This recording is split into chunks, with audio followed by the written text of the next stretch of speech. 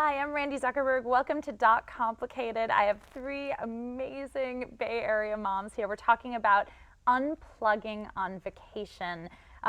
Huge topic. I recently read a stat that said that 61% of employed vacationers are constantly checking their phones and their email during vacation. Here's our stat versus 52% of employed Americans say they would work during their vacation last year. So we're up almost 10% of people are working and not unplugging. But there's so many studies that show that if you can actually unplug during your vacation, you come back so much more productive and refreshed. Tina, what do you think? What do you do during your trips? It's terrible because it's too easy when I have an iPhone or iPad with me and there's free wireless at the hotel. I am too tempted to check my email. I almost feel like if I don't, when I come back home, I'm just going to have this barrage of email, and I'd rather keep cleaning it out as I can day by day. I don't check it all the time, but at least once a day to get it cleared out. That's right. It is overwhelming to think about coming home to 1,000+ emails. Right, on top of when I get home, the regular mail, That's the exactly physical mail right. that I have to open up. But it sounds like you have a healthy balance if you're limiting yourself to maybe once or twice a day. My kids might say something different, but I say,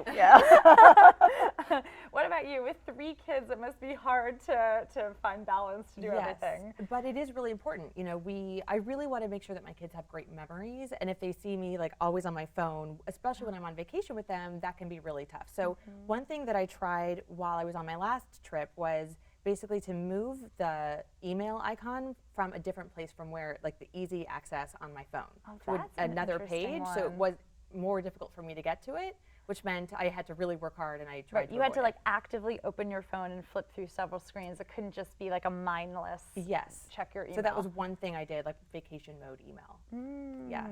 And we also did something really fun this summer just to kind of unwind. We did some backyard camping, also known as the glamping. That's awesome. It was amazing. Awesome. I loved it. And my kids had the best time.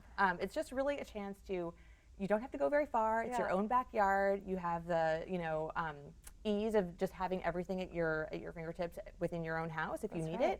But you get outside, you have the fresh air, you have the stars above you, and you roast marshmallows. People aren't like all on their computers. Yeah, no, it's so much fun. You invite friends. You just have so much fun outside. You can do little nature walks in your own backyard.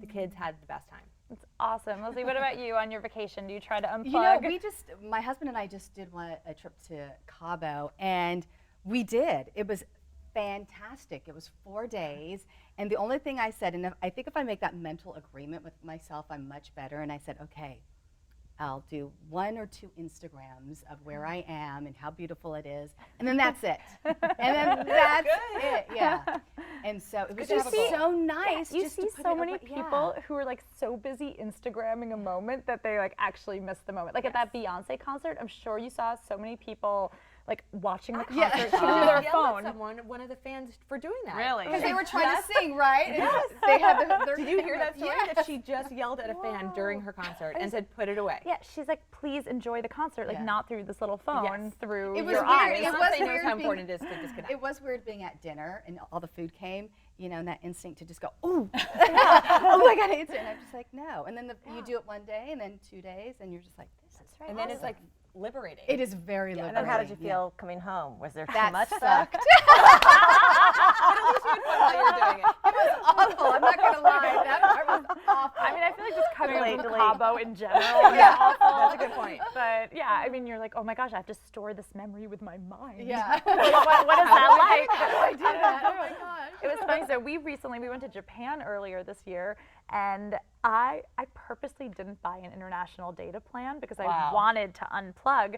And for the first few days, I literally just had to like hold my phone in my hand, even though it didn't do anything. It was just a camera. That's it. But I still had to hold it because I was like, I feel naked without my phone. That you're addicted to tech when. But it's awesome. So I feel like, some really great tips for people. What would you say to someone who's trying to unplug on their vacation? Oh gosh, I think that's a great idea, to put it in a different spot. It just mentally prepares you not to think about it every day. Because you have to be mindful about checking it instead of, for me, sometimes it's just a mindless habit. You gain so much more from just putting it down, not waking up with it every moment and having it in your hand. There's something that just lets you truly relax and appreciate everything around you. When you're on a vacation, you want, you're usually out of your normal setting. You want to take it all in. Enjoy the sunset. Well, how enjoy many days the did people you- you're with. How many days were you? 3 weeks. Wow. That was Yeah. real Commitment. real I was gonna say, commitment. that's off the grid. I Yeah. know. So I'm maybe I impressed. wouldn't recommend going off the grid for 3 weeks if you're employed. But I think we could all benefit from even at least a day here and there of unplugging. So thank you so much for joining me. Great stories. Super fun. Thank you guys. Great.